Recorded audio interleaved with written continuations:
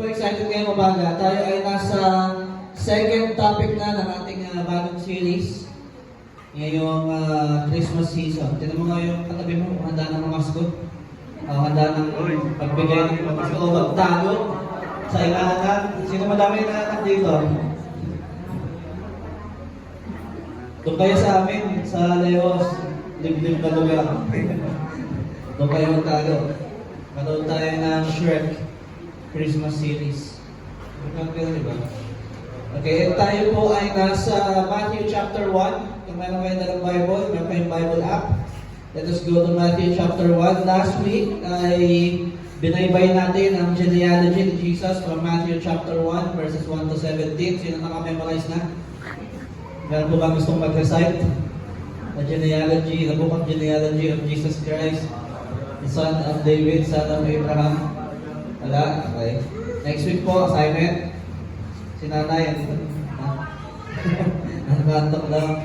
But, pero nakita niyo po last week kung ano yung significance nung verses 1 to 17. Ngayon po, tayo ay magsisimula sa verse 18 hanggang 25. Tatapusin po natin ang chapter 1. At isa po ito sa mga pinaka-painted picture na Christmas season. Pagpasensya nyo na po ako dahil marado ako sa Panginoon, kaya hindi ko alam kung paano ako hihinga. Ngayon po, basahin po muna natin Matthew chapter 1, verse 18 to 25. Babasahin ko po sa Tagalog, in Filipino Standard Version. Okay po. Ganito ang pangyayari sa pagsilang ni Jesucristo.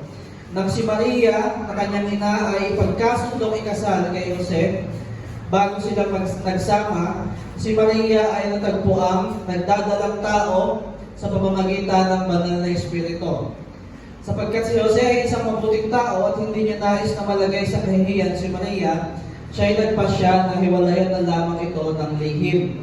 Subalit habang pinag-iisipan niya ang mga bagay na ito, nagpakita sa kanyang panaginip ang isang anghel ng Panginoon na nagsasabi, Jose, anak ni David, huwag kang mangambang pakasalan si Maria sapagkat ang nasa sinapupunan niya ay mula sa banal na Espiritu. Magsisilang siya ng isang lalaki at ipapangalan mo sa kanya ay Jesus, sapagkat ililigtas niya ang kanyang sambayanan mula sa kanilang mga kasalanan. Naganap ang lahat ng ito upang matupad ang sinabi ng Panginoon sa pamamagitan ng propeta, tingnan niyo, ang birhen ay magdadalang tao at magsisilang ng isang lalaki at siya'y tatawagin sa pangalang Emmanuel. Na ang ibig sabihin ay, ang Diyos ay kasama natin. Sabihin nga po ninyo yan, ang Diyos ay kasama natin. Verse 24, pagkising ni Jose, ginawa niya ang ipinag-utos sa kanya ng anghel ng Panginoon. Pinakasalan niya si Maria, ngunit hindi siya nakipagtalik dito hanggang sa maisilang nito ang sanggol at ang pangalang ibinigay niya sa kanya ni Jose ay Jesus. Manalangin po tayo. Aming Ama, maraming salamat po, O Diyos. Ngayong umagang ito, ituro mo sa aming Panginoon ang nais mong ipakita sa amin. Panginoon, ngayong umagang, buksan mo ang aming Espiritu sa iyong pangusap at ikaw lamang ang mataas sa lugar na ito sa pangalan ni Jesus. Amen and amen. So ngayon po umaga, nasa The King is Here. Series po tayo. At ang second topic po natin today is called God with Us. Sabihin mo nga sa katabi mo, God with Us. Tagalogin mo sa kanya, kasama natin ang Diyos. And alam niyo po, ito yung picture ng Christmas story. Hindi po pagka-Pasko, bukod kay Santa Claus na nakalambitin, hindi naman po biblical. Ang lore accurate na Santa Claus ay patay na po siya in the 17th century, si Saint Nicholas. Kaya pag may nagtanong sa'yo na Santa, sabihin mo patay na. Patay na pa lang. Kasi yun ang lore accurate na Santa Claus. Pero bukod doon, di ba pagkapasko makakita tayo yung tinatawag ng bilet? Sino nakakalam na? Yung nandun si Jesus, may mga figurine na Jesus, di ba may baby, tapos nandun si Joseph, nandun si Maria, nandun yung mga chow-chow, di ba? Nandun yung mga hayop, nandun minsan nandun si Spider-Man. Minsan may mga ganun eh. Hindi mo maintindihan sa mga Pilipino, ang trip eh. Nandun si Thor, di ba? Pero pagkapasko, automatically makakakita ka na ng mga ganyan. And this is a Christmas story. And usually it begins with pag kinagano natin siya, it begins with wonder, diba? It begins with angels appearing, sila nakakaalala na lumalabas yung mga anghel, nagsiaway ng mga anghel sa langit, and then there were shepherds worshiping, and then andyan yung wise men, yung magi, traveling para makita yung pinanganak na si Jesus. Pero Matthew, in his gospel of Jesus Christ, hindi siya nagsimula. Sinimulan niya ang storya ng Panginoong Jesus in something na tahimik. In something far quieter, mas tahimik, mas mabigat, and far more human. Mas makakaralit tayo bilang mga tao sa pangyayari kasi kung ilalagay mo yung sarili mo sa sitwasyon, hindi masaya yung simula kasi ang nagsimula lang ito sa isang crisis. Okay, mayroong problema agad. Ang problema is, kung babalikan nyo, hindi ko lang po naintindihan yung pinasa natin, pero doon pa lamang sa verse 18, sabi doon, mabasahin ko sa ESV, now the birth of Jesus Christ took place in this way. When his mother Mary had been betrothed to Joseph, si Mary ay fiancé niya na si Joseph, parang si Pauline tsaka si Jeff. Ikakasal na sila. Okay? Sa December, saan yun? 19. O, hindi December 19, ikakasal si Mary tsaka si Joseph. Okay? So, ganun, parang ganun yung sitwasyon nila. Malapit na silang ikasal. Pero bago sila ikasal, sabi dito, before they came together, she was found to be with child from the Holy Spirit. Biglang may problema si Mary kasi buntis siya. At hindi pa sila kasal. And in the Jewish culture, sigurado na because Joseph is a man of his word and he is from the Jewish culture, wala pa nangyayari sa kanilang dalawa. At biglang buntis si Mary. Nakikita niyo yung senaryo na lalapit si Mary kaya, buntis ako, pero sa Holy Spirit ito galing. Okay, ilagay niyo yung sarili niyo sa katatayuan ni Joseph. Ano ang magiging reaction mo? Halimbawa, yun nga yung naging reaction niya. Hindi, ikaw, post mo muna sa Facebook eh. Di ba? Tayo magpag-post ka ng mahaba, tapos mag-post ka ng mga picture para maging viral. Hindi ka naman ginawa ni Joseph, okay? Pero kung titignan mo yung story, it starts with a crisis at nagsimula sa isang problema na sinalo ni Joseph. Okay? Bago nag-rejoice ang buong mundo, nagsimula si Joseph na he was wrestling with this thought na hindi naging faithful sa kanya yung pakakasalan niya. And siguro, hindi ba, sigurado nag-overtake na siya dito sa pagkakataon na to. And before the angel sang, and before this man sits alone thinking kung ano yung kailangan niya gawin. And he is trying to decide to end these things quietly. Ito yung kagandahan kay Joseph. He is a man of great respect sa kanyang pakakasalan. Kasi ang gusto niyang gawin ay tapusin na lahat ng tahimik. Wala naman nakakaalam, walang gulo. Okay? And this is how God chooses to enter the world. Nakita niyo kung gaano paano yung ginawa ng Diyos. Ito yung pinili niyang senaryo sa pagpasok sa mundo. Okay? Hindi isa-isang stability sa isang palas kasi pwedeng gawin ng Diyos yun. Na si Jesus ay ipanganak sa isang palasyo, na isang prinsipe o isang tagapagmana ng trono. Hindi. Pumili siya ng isang complicated na situation. Pumili siya ng isang panahon kung saan magkakaroon ng tension. And right when Joseph was ready to end everything, nahanda na si Joseph tapusin ang lahat, God breaks through the silence. And God breaks through the overthinking of Joseph, and he appeared, an angel appeared, a messenger appeared to Joseph in a dream. At ang sabi sa kanya, Joseph, huwag kang matakot. Do not fear, for what is conceived in her is from the Holy Spirit. And then Matthew wrote this thing, at binigyan niya tayo ng heartbeat dito sa Christmas story na ito in one name. Which is, sabihin ko sa katabi mo, Emmanuel. Emmanuel means God with us. Okay? Not above us, not against us, not distant or far from us. Ang sabi dito, God with us. Sabihin mo ako din sa katabi mo, God with us. Okay, sabihin mo sa kanya, God with us. And this is the miracle at the very center of Christmas. Na ang Diyos ng langit at lupa stepped into our world, into our humanity, in this mess, in the midst ng ating pangangailangan, and the King is not just merely here. Ang gusto ko pang malaman ninyo, kahit na ang title po nito ng ating series is The King is Here, it is more than that, the King is with us. May po, pasok tayo sa ating mga points at babalikan natin yung 18 and 19. It is a crisis that reveals God's Word. Number 1, a crisis that reveals God's Word. Balikan natin, basahin mo ulit natin 18 to 19. Now, the birth of Jesus Christ took place in this way. When His mother, Mary, had been betrothed to Joseph, before they came together, she was found to be with child from the Holy Spirit. And her husband, Joseph, being a just man and unwilling to put her to shame, resolved to divorce her quietly. So, dito sa simula na to, in-invite tayo ni Matthew to see the tension na pagsisimula ng istorya ng Panginoong Jesus. Okay, si Mary, again, ilagay niyo yung sarili niya sa situation. Si Mary ay buntis. Okay, she was found with a child with the Holy Spirit. Yet, nung panahon na yon, oras na yun, hindi pa yun alam ni Joseph.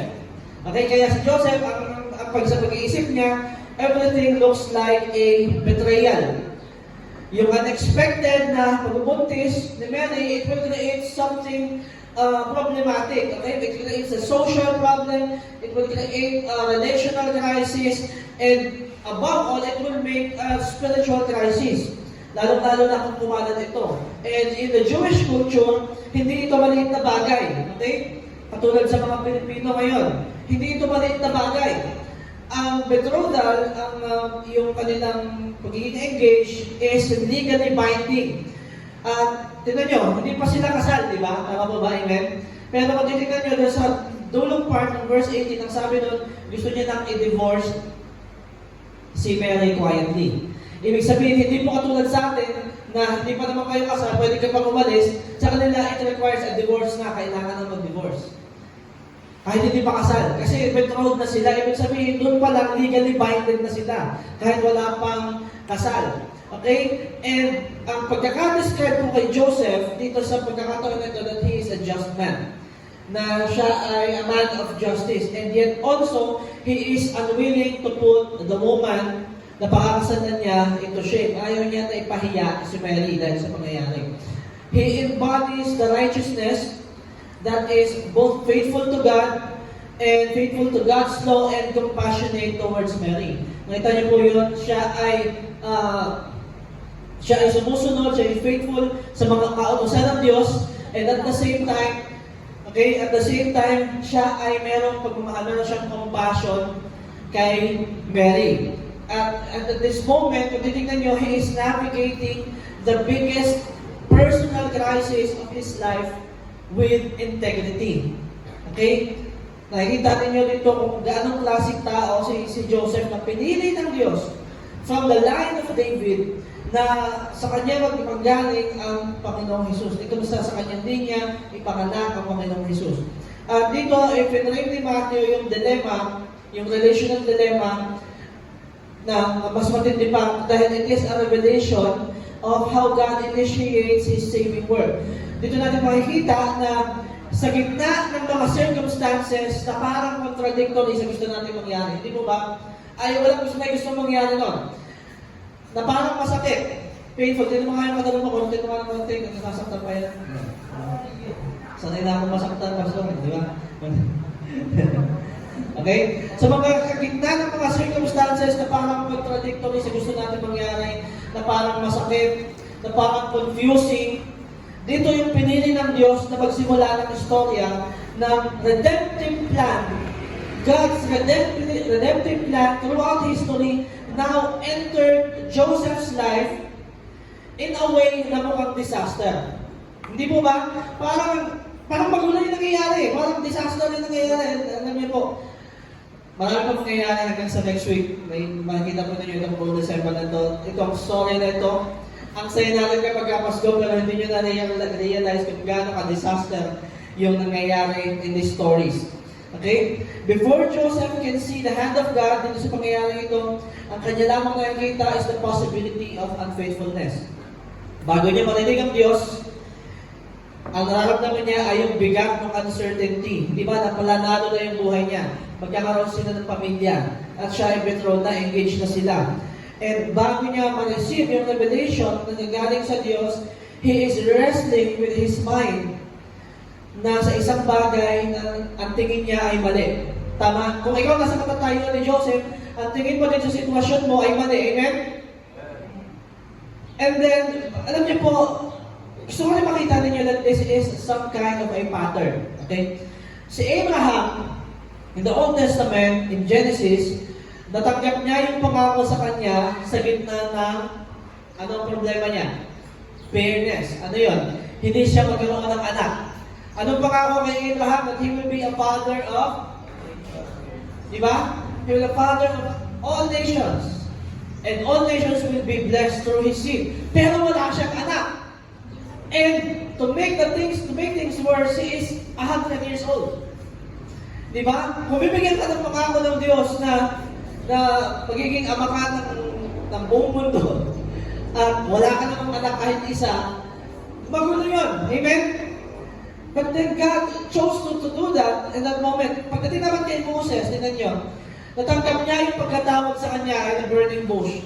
So that, hey, my people go, sabi sa kanya ni Yahweh, let my people go. Nasaan siya nung panahon na yun?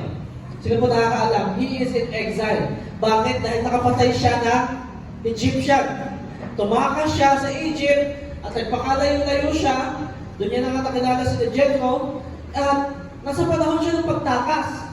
Pero doon siya kinausap ng Diyos at ibinigay sa kanya yung pagkatawag sa kanya na palayaan ng buong bayan ng Israel. Nakikita nyo? Merong pattern na parang sa tingin nila magulo, but then God steps in. Si King David, pasok na kay King David. Natanggap niya yung anointing sa kanya para maging hari. At alam niya na magiging hari siya, ano ang ginagawa sa kanya ni Saul? Hinahabol siya ng present na hari para patayin siya. Dahil naiingit sa kanya.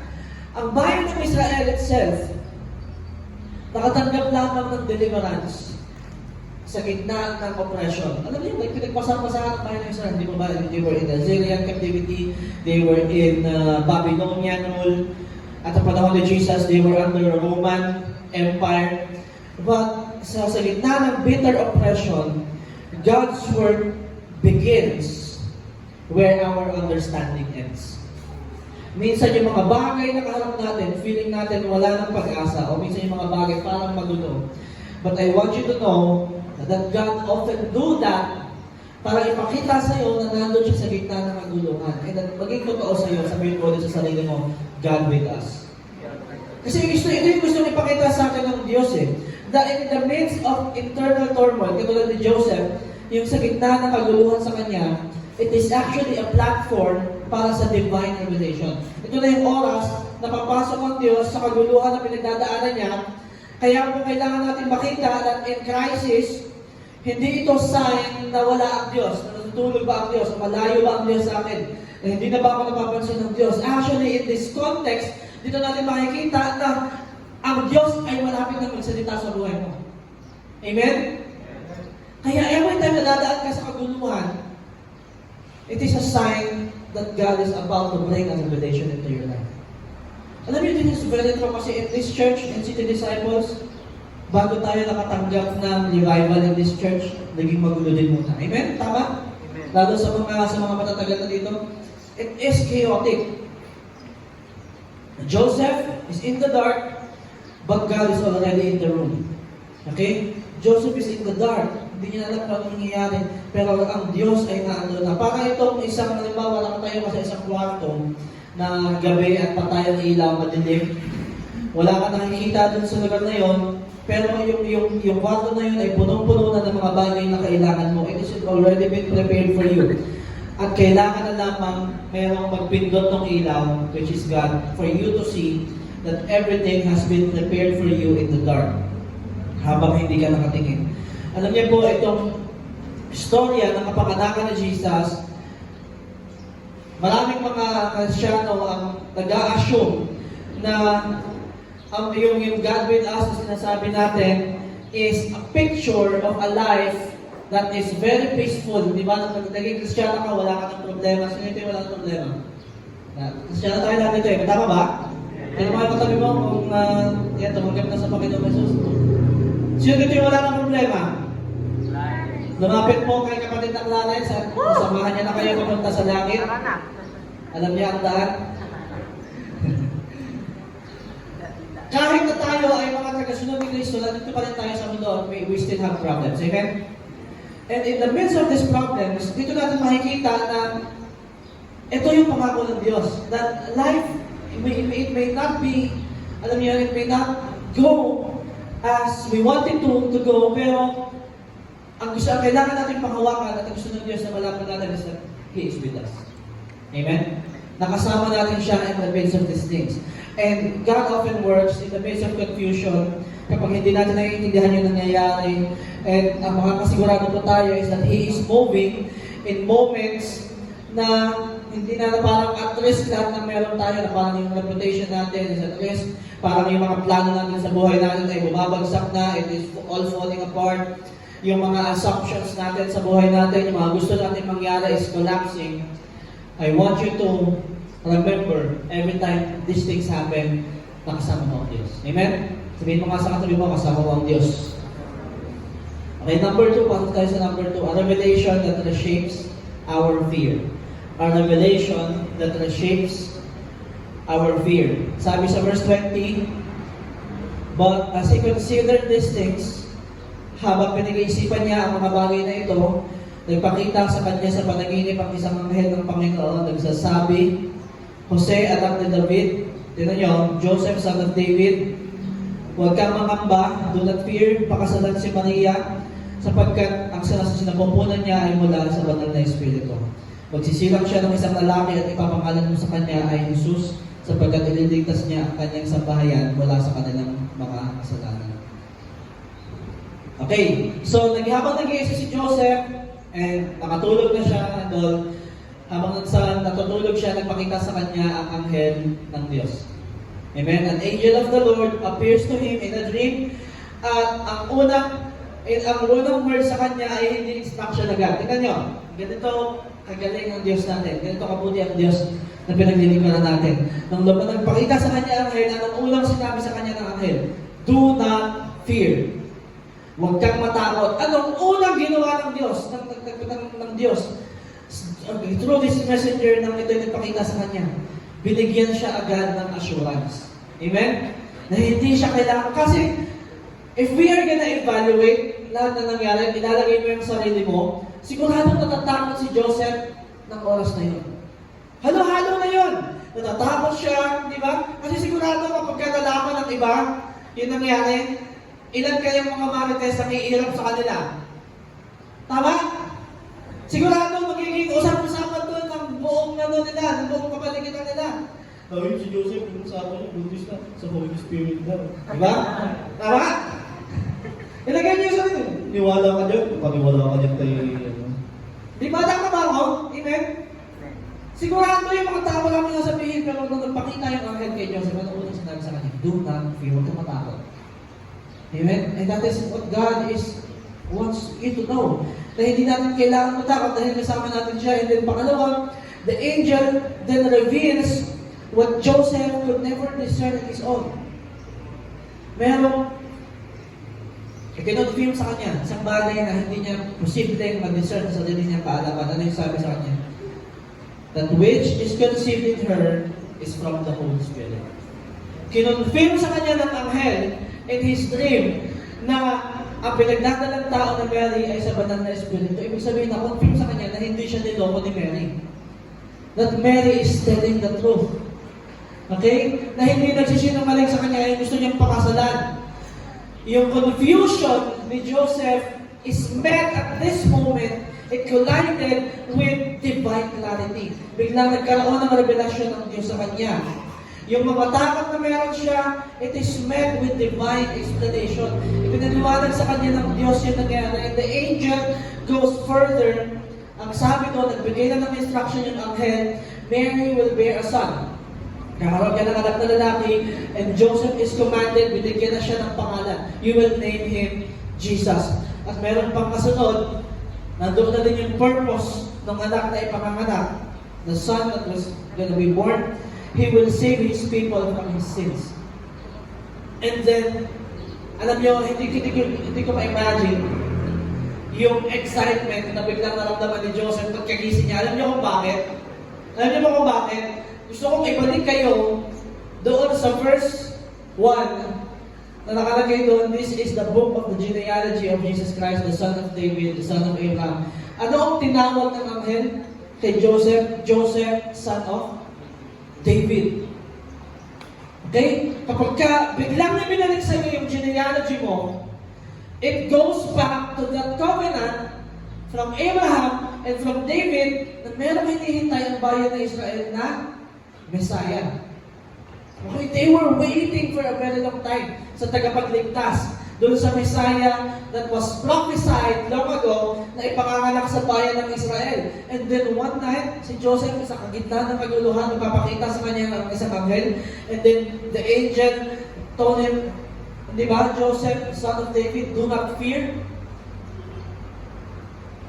Na ang pinagdadalang tao ng iyong anak ay galing sa Diyos. And you will name him Jesus, Emmanuel, God is with you, and He will save His people from sin. Anong ibig sabihin ng lahat ng to? Di ba, kung ikaw si Joseph, anong ibig sabihin ng nangyayari? Ibig sabihin, the Messiah will come, and He will be my son. Tama? Kaya gusto ko makita ninyo yung excitement niya pagkagising niya. Kasi sigurado pagkagising niya, excited niya, because the Messiah here is here, and He will be born. Through dito sa pakakasalan ko ng babae, at true enough, pagkagising niya, pinakasalan niya ka. Ituloy niya yung kanilang engagement, pinakasalan niya si Mary, and he did everything. Okay? This moment reveals isang pattern na nagdidil ang Diyos sa kanyang mga tao. Itong divine revelation na ito always responds to human fear. Na parang pag hindi na natin alam yung gagawin, okay, papasok ang Diyos, hindi niya tatanggalin yung situation, okay? Kung hindi i-refrain niya yun, papasok siya and He will make a solution in His own ways. Kadalasan, marami tayong imagination, marami tayong gusto mangyari sa buhay natin, pero it is God who knows kung ano talaga yung kailangan natin. Amen? Amen po? Pagka nagsalita ang Diyos, the narrative changes. Kapag nagbigay ng revelasyon ng Diyos, everything changes in our lives. Alam niyo po, yung akala ni Joseph na tapos na ang istorya niya, ngayon na siya ay dapat ikakasal na, masaya na dapat yung buhay niya. It is actually the story of a beginning of salvation ng buong bayan ng Israel at hindi lang para sa Israel, kundi sa buong mundo. Kaya tayo nandito ngayon umalang ito. Amen? Dahil sa nangyaring ito, okay? And yung mensahe ng angel, it anchors Joseph's courage sa mission ng Diyos. Okay? Na yung ipanganganak, the conception is divine. Yung pangalan ng ipanganganak, it reveals yung purpose niya. Yung mission ng ipanganganak na yun, okay, is for the salvation of His people. Tingnan niyo yung shift. Okay? From the personal crisis ni Joseph, kinain ng redemptive plan ng Diyos lahat ng takot na meron siya. At napalitan yun, sigurado ba, napalitan yun ng excitement pagkagising niya. Amen? Kasi hindi ito basta kina-comfort niya lang si Joseph. It is actually God recruiting Joseph into the redemptive plan na nagsimula pa sa panahon ni Adan at ni Eva sa pinakasimula. Simula na magkasala ang mga tao, that redemptive plan, that promise. Simula hanggang kay Abraham, hanggang kay David, hanggang kay Jesus. Okay, hanggang sa panahon nila, it is happening at this moment, and this is revelation ay hindi para lamang i-comfort si Joseph, para i-soothe siya, para hindi na siya mag-overtake, kung hindi, it assigns him to partner sa ginagawa ng Diyos. It became a partnership with what God is doing. Ibig sabihin, it is exciting, but at the same time, ito ay parang overwhelming na kasama ka sa plano ng Diyos. Amen? Diba? Kasama ka, ikaw magpapalaki sa Messiah. Sigurado, iba na yung i-overtake niya, paano ko palalaki ito? Di ba? Hindi natin alam kung paano pinalaki si Joseph, pero the Bible describes him as a good man, a just man. Pero sigurado, kung ikaw yung nasa katatayuan, paano mo malalaki ito? Di ba? Diyos to. Ito ang Diyos in flesh. Ako yung magtuturo sa Kanya, di ba? Ako yung papalaki sa Kanya. Do you even realize that? It is like, okay, marami sa atin ng mga mananampalataya. Kapag ka nananalangin tayo, Lord, tanggalin mo na itong problema na ito sa akin. Pero alam niyo, mali pala. Kasi yung pangako dito na Emmanuel, God with us, alam niyo, most of the time, hindi naman natatanggal ng Lord yung problema. Anong ginagawa niya? Sumasama siya sa atin sa kita ng problema. Hindi malagpasan natin. Amen? The scripture shows us that God often addresses fear by speaking truth. Okay? Hindi niya basta binabago lang yung circumstances. He will first meet you in the midst of the storm. At dito natin makikita na Joseph teaches us that revelation is the remedy for fear. Alam niyo, pag nabuksan mo yung ilaw, takita mo ng lahat at narinig mo ang sinasabi ng Diyos sa iyo, it will remove every fear that you have.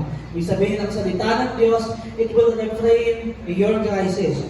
It is God's mission that will reshape lahat ng anxiety na meron ka. Kaya kung meron dito nagsasuffer sa anxiety, alam niyo, alam mo, kailangan mo lumapit sa Diyos.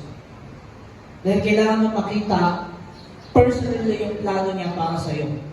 And when He does that, okay, pag narinig mo na clearly ang salita ng Diyos, lahat ng authority ng takot sa iyo mawawala. Lahat ng authority ng anxiety, ng depression sa iyo mawawala. It is because God will reshape your future. And in this moment, okay,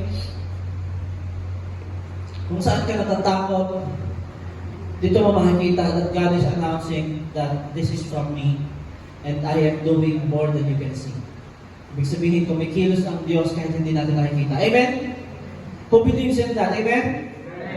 Okay, number 3, a presence that changes everything. Ngayon, Matthew goes far and beyond. Alam natin, Matthew being Matthew, na matindi sa research, he went back into 700 years ago. Isang sulat, galing sa isang propeta, Isaiah, verse 22, basahin natin. Naganap ang lahat ng ito upang matupad ang sinabi ng Panginoon sa pamamagitan ng propeta. This prophet is Isaiah. Okay? Ang sabi doon sa prophecy, basahin ko po sa ESV, Behold, the virgin shall conceive and bear a son, and they shall call his name Emmanuel, which means God with us. So doon natin 24, when Joseph woke up from his sleep, he did as the angel of the Lord commanded him. He took his wife, but knew her not until she had given birth to a son, and he called his name Jesus. So lahat pala na nangyari na ito, bigla tayong binalik ni Matthew, 700 years bago ipanganak si Jesus, a prophet named Isaiah wrote something. Alam niyo, napaka-interesting ng Isaiah. Kasi ang dami doon nakasulat na nakapoint sa kapanganakan ni Jesus. Meron din doon nakapoint sa kanyang gagawin sa kanyang kamatayan. At ngayon, binalik tayo ni Matthew, sabi, Behold, the virgin shall conceive and bear a son, and they shall call his name Emmanuel. So nag-post si Matthew sa pagkikwento na nangyayari sa kapanganakan ni Jesus doon sa narrative. And ngayon, inireveal niya sa atin na lahat pala na nangyayari sa panahon na to is to fulfill what the Lord has been spoken by the prophet. At alam niyo, Joseph, bilang itong mga writings na ito from the Tanakh, ito ay inaaral ng mga lalaki in Israel. Sigurado if Joseph comes back, makikita niyo ito nakasulat na to, and this will confirm this thing for him. Okay? He reaches back, alam niyo kung saan ito nakasulat is in Isaiah chapter 7 verse 14. Kung gusto niyo basahin for yourself. Isaiah chapter 7 verse 14. Alam niyo, in all probability, kung gusto halimbawa ito, we will assume that this will happen by chance, na 700 years ago may nakasulat that a virgin will conceive a child from the Holy Spirit and they will call him Emmanuel, God with us. We will alam niyo, mag-rely tayo sa chance na mangyari ito 700 years later. It is very impossible. Amen? It is very impossible na mangyari ito, but because this is Jesus, kakapanganak pa lang niya. Actually, hindi pa siya pinapanganak. Okay, kakabuntis pa lang kay Mary, He already fulfilled one of the prophecies in the Old Testament. Amen? Can you see that? Hindi wala pa siya, hindi pa siya sinisilang. Nasa sinapupunan pa siya ni Mary, He already fulfilled Isaiah chapter 7 verse 41. At gusto ko ipakita sa akin ni Matthew, sa lahat na nagbabasa ng libro na sinulat niya, that itong bata na to, na palalakahin ni Joseph, is not just simply the Messiah of Israel, but this is the very presence of God entering human history. Ito ang Diyos, ito ang presensya ng Diyos in flesh, who will enter human history and will turn things around. Okay? Joseph response. Alam niya naging response. Ito yung pinakamaganda na gusto kong matutunan nyo. Dito kay Joseph. Alam niyo yung naging response niya? Immediate obedience. Sabihin mo nga sa katabi mo, immediate obedience. Sabihin mo sa katabi mo, sige, immediate obedience. Paspel mo na din sa kanya. Hindi ka wag na. Sumunod siya agad sa sinabi sa kanya ng anghel, sinabi sa kanya ng Diyos. Okay? Hindi siya nagpatumpik-tumpik. Sige po, pag-isipan ko muna, 1 week. Hindi. Pagkagising niya, sumunod siya agad. The revelation leads directly into obedience. Alam niyo yung pagsunod niya ni Joseph sa Diyos, ito ay nag-lead naman sa participation niya sa plano ng Diyos para sa sangkatauhan. At sa gitna ng lahat ng ito, lahat ng katotohanan ng ito, we can now be 100% sure that God is with His people. Sabihin mo din sa katabi mo, God with us. Because this is what happened. At yung fulfillment language na meron dito, hindi lang siya basta theological, this is intensely 100% personal. Personal yung nangyari dito. Matthew declares that in Jesus, yung pangako ng pagmanghabang panahon, hindi lang basta spoken, is now happening. God stepped into humanity. Okay? God stepped into human frailty. Okay? Kung nakikita natin, papasok si Jesus into poverty. Pumasok si Jesus in the midst of confusion. Pumasok si Jesus in the midst of vulnerability. And then God was distant for generations. Akala nila na pinabayaan sila ng Diyos is now dwelling among His people 2,000 years ago in flesh and blood. Yung hinihintay nila na mahabang panahon na nandito na alam niyo yung pagsunod ni Joseph places him inside the fulfillment. Hindi na siya yung tao na nag-manage ng crisis. Hindi na siya yung tao na nag-overthink na problemado. And this moment, okay, nakikita natin, ngayon isa na siyang katiwala. He is a steward ng presensya ng Diyos. At ito yung pinupunto ni Matthew po sa atin in this passage. At gusto pakita sa atin ng Diyos. Na kapag kasama mo ang Diyos, your story becomes a part of His story. Amen? Amen ba? Amen. Yung buhay natin dati na parang walang patutuwa na hindi mo alam, meron kang plano sa sarili mo. But still, wala sa ating makakasigurado. Pero once we encountered God, ngayon kasama na tayo sa story ng Diyos. Ngayon meron na siyang ipinagagawa sa atin. Meron ang purpose ng buhay natin. And when God is with you, yung ordinaryo na obedience, yung pagsunod mo sa Kanya, it becomes holy participation. Kaya sabi sa inyo, very important na magkaroon tayo ng totoong pagsunod sa Diyos. And when God is with you, even the hardest seasons ng buhay mo, even yung mga pinaka-problemadong panahon na meron ka, it becomes a vessel for divine purpose. Amen? Yung feeling mo na, alam mo yung parang dulo ng buhay mo, wala ka nang pwedeng ibang puntahan, parang lahat na ng magulo, it becomes suddenly, kapag sumunod ka sa Kanya, it suddenly becomes a part of His plan. It becomes a part of a divine purpose. Hindi lang para sa iyo personally, kung hindi para sa mga tao na nakapaligid sa iyo. Amen? Sa mga tao malapit sa iyo. At ang Pasko pong ito, this Christmas, as we're remembering this Christmas season, hindi ito simply, alam mo yan, remembering how Jesus came. It is about recognizing kung anong ibig sabihin ng pagdating ni Jesus sa mundong ito. It is that if God is with us, kung totoong kasama natin ang Diyos, katulad ng kanina mo natin sinasabi, it means that we are not abandoned to our confusion. Na, alam niyo yun, sa kaguluhan ng ating isip, hindi tayo iniiwanan ng Diyos. Amen? That if God is with us, kung kasama natin ang Diyos, hindi tayo mag-isa in our obedience to Him. Na kapag sinabi sa inyo ng Diyos, na magsasige, I am calling you, you're going to be a great evangelist. At lalabas ka dyan at ipapahayag mo sa salita ng Diyos, hindi ka mag-isa. Even when you are alone, kasama mo siya. Amen? And that if God is with us, hindi tayo powerless sa pagkatawag niya sa atin. If God is with you, and He called you to do something, kasama mo siya. And He will empower you. And that if God is with us, hindi tayo nabubuhay sa mundong ito aimlessly. Kung hindi, bawat hakbang na ginagawa natin ngayon sa mundong ito is doing His purpose para sa ating lahat. Kaya, I want you to say again sa katabi mo, sa sarili mo, God is with us. Emmanuel. The presence of God turns fear into faith, crisis into calling, and uncertainty into clarity. At katulad ni Joseph, yung pagsunod mo sa Diyos, it becomes a response sa Diyos para maging 100% matanggap mo yung purpose and calling na inilaan para sa iyo ng Diyos. Alam niyo yung Emmanuel, hindi ito seasonal language lamang na lumalabas kapag ka December, kapag ka Pasko. It is the identity of Jesus para sa pang-araw-araw buhay na meron ka. Amen? Hindi lamang yung God is with us kapag Pasko. God is with us every day of our lives. Amen? Amen ba? Araw-araw, God is with you. God is for you and God is in your story. Every day, every moment, every minute of your life, God is with you. Hindi na po natin tapusin ito. Alam niyo, nagsimula lahat, balikan natin. Everything started with confusion.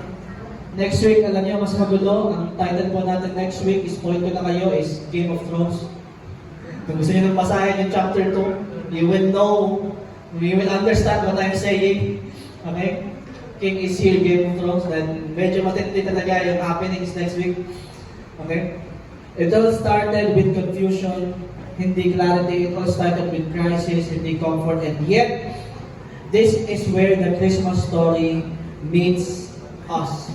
Dito natin sisimulan yung story ng Pasko that, alam niyo po, ito yung pinapakita sa atin ni Matthew. Dito natin tapos nito. It is a crisis, una sa lahat, that God uses to reveal His Word. Pangalawa, it is a revelation that reshapes our fear into understanding. Ang pangatlo, it is a presence that transforms everything, every ordinary obedience na meron tayo into a participation sa plano ng Diyos. At alam niyo po, gusto ko sabihin sa inyo, it is the King is here. Amen? The King is here, not far off, hindi malayo, hindi naghihintay sa iyo sa kung saan man, para iniiwanan ka, para i-figure out mo na sarili mo, lahat ng problema na meron ka. No. The King is here. Present in your fear, present sa lahat ng tanong mo, present sa iyong pagsunod sa Kanya, present sa lahat ng problema mo, present sa lahat ng pag-iisip mo. The King is here, and God is with you. Okay? Kaya gusto ko pong iwanan sa inyo, it is that magtiwala tayo sa Diyos. Because He is drawing you near. At sumunod tayo sa Kanya sa lahat ng bagay na nililibig niya sa atin. At maniwala tayo na sapat ang presensya niya sa lahat ng pinagdadaanan natin at lahat ng kakaharapin natin sa buhay na ito. Emmanuel, God is with us. God is with you always and forever. Tumayo po tayo lahat at tayo manalangin.